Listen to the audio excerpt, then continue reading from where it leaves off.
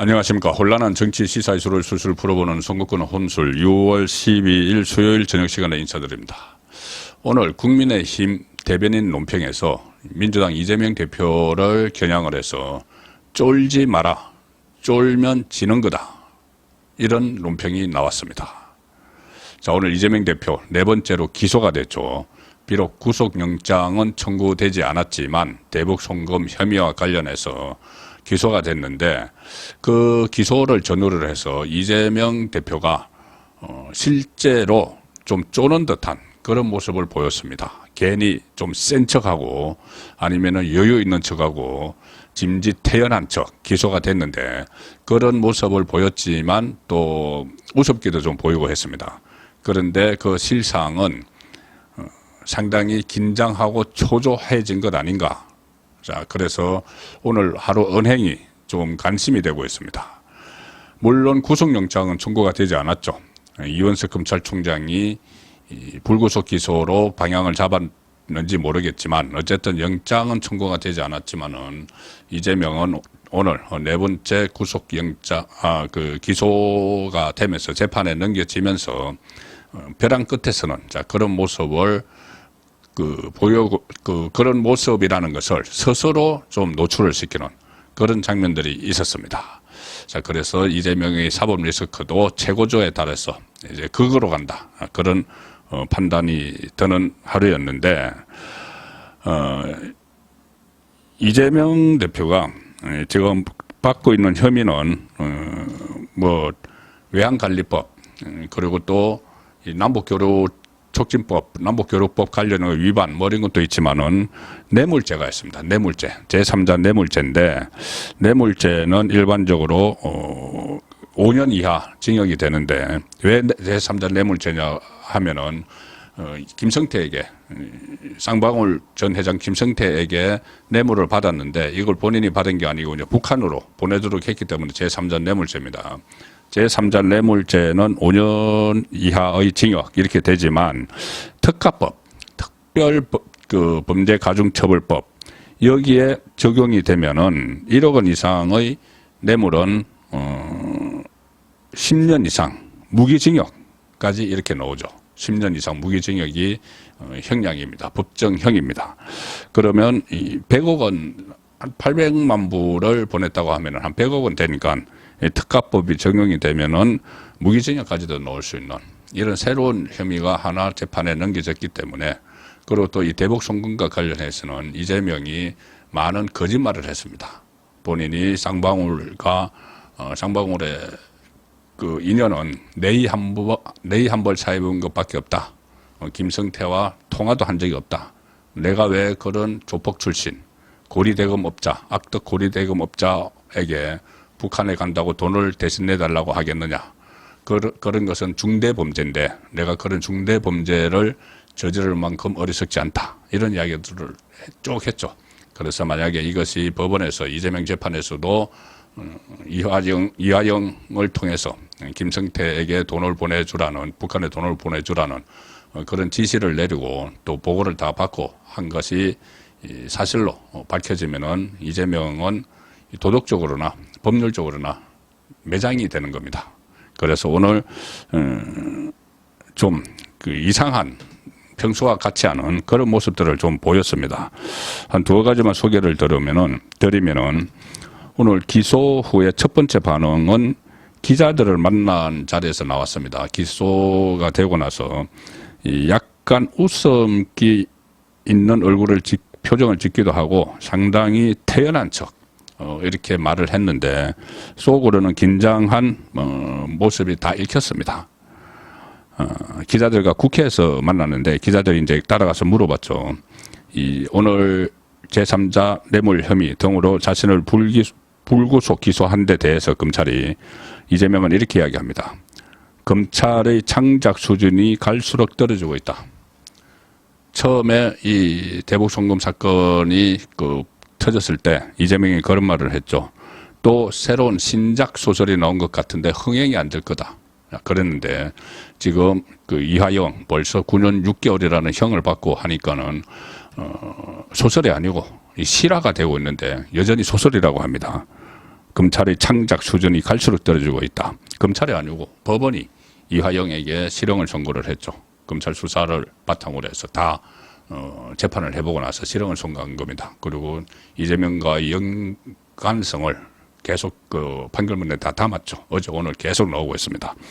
자, 근데 또 검찰의 창작 수준 이렇게 하면서 말을 돌리고 있고, 이 사건이 얼마나 엉터리인지는 우리 국민들께서 조금만 살펴봐도 쉽게 알 수 있다. 조금만 살펴봐도 쉽게 알 수 있죠. 엉터리가 아니라는 것을. 본인이 뭐가 엉터리라는 말도 하지 못합니다. 그리고 그냥 엉터리다, 소설이다 이렇게만 지금 하고 있죠.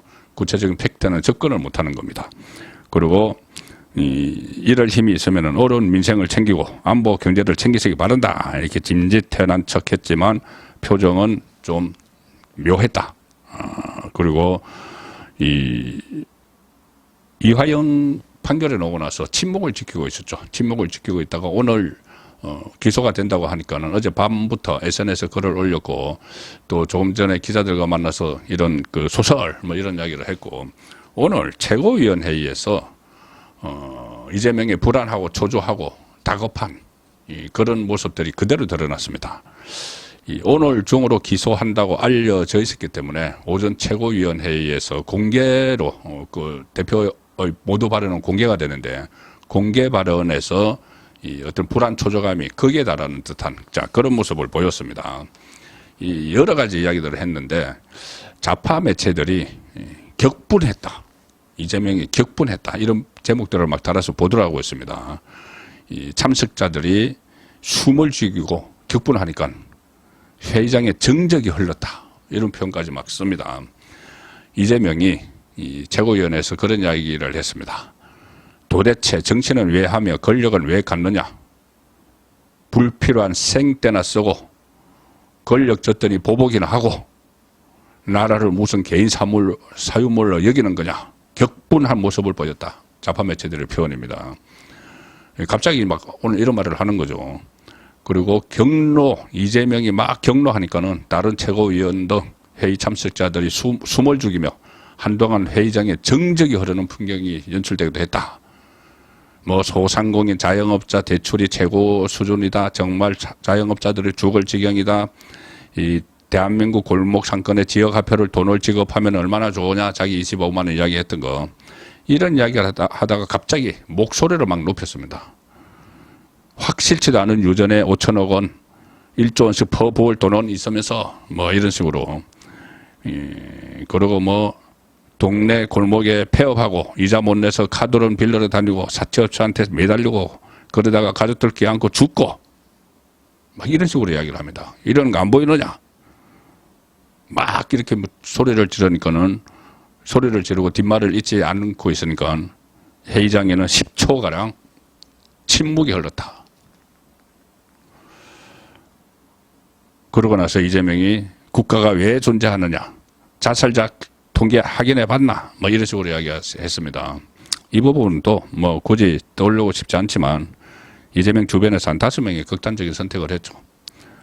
이런 이야기를 하면서 도대체 정치는 왜 하며 권력은 왜 갖느냐? 놀고 즐기자고 국민들한테 이런저런 약속하고 권력 위임받았느냐?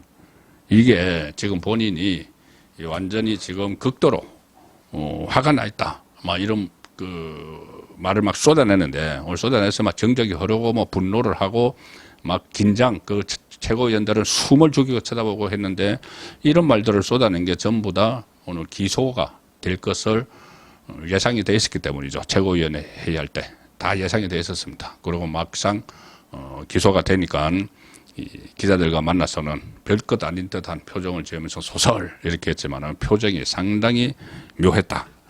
자, 그런 상황을 두고 말뿐이 아니죠. 이렇게 말하는 것뿐이 아니고 본인이 얼마나 다급하면은 지금 수사했던 검사들, 그리고 판결 내리는 판사들 전부 다 특검하겠다, 탄핵하겠다 이러고 막 휘젓습니다. 사법 체계를 자체를 막 휘젓고 있습니다. 이거는 전부 다 본인이 벼랑 끝에 섰다는 걸 직감적으로 느끼기 때문에 그런 행동들이 나오는 것이죠. 심지어 뭐 당헌, 당규 개정해서 개딸들 막 단속을 합니다. 추미애 국회의장을 만들지 못하면서 개딸들의 한 2만 명이 탈당을 하고 하니까 자기가 어려울 때 마지막까지 으쌰으쌰 해주고 법원에 앞에 나오고 뭐 검찰청 앞에 나와서 데모해주고 뭐 이재명 지키자 막 해야 될 개딸들이 좀 흔들리니까 갑자기 개딸들에게 환심을 사기 위해서 뭐 국회의장 경선하는데도 20% 투표권 주겠다. 원내대표 심지어 원내대표 국회의원들이 뽑는 원내대표에도 개딸들이 20% 들어오도록 해주겠다. 이렇게 막 이 단촉을 하는 것이나 또 본인의 대권과도 걸림돌들도 막 치우고 있죠. 당권 대권 분리 이거 뭐 무력화시키는 그런 것들 또 지방선거 공천권을 확보하기 위한 것들 만약에 부정부패로 기소가 돼도 당원권 그대로 유지하는 그러니까 이 당헌 당규로 막 고치는 이것 그리고 밑에 휘하의 국회의원들 충성파들을 시켜서 검사 판사 탄핵하고 막 파면할 수 있는 뭐 그 특검할 수 있는 그런 법을 만들라고 막 시키고 불안한 겁니다. 지금 마지막까지 사법 리스크가 턱 밑까지 간 거죠. 이 위기가 지금 턱 밑에까지 와서 차 있음을 느끼기 때문에 그런 조치들을 막 취하는 것이고 동시에 오늘 하루 좀 이해하기 어려운 그런 말들을 막 쏟아내고 표정도 좀 불안초조한 그런 모습을 보인 겁니다. 자, 이런 상황에서 박준태 원내대변인이 이렇게 이야기를 했습니다. 논평을 통해서 우려하던 이재명의 사법 리스크가 현실화됐다.